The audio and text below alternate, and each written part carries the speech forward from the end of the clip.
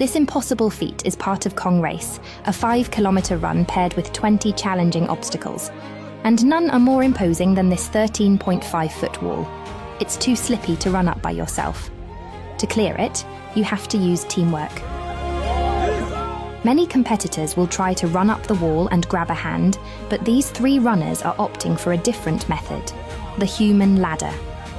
The first climbs up her 2 partners to the top, then the second is used as a makeshift rope to help the third make it to the top.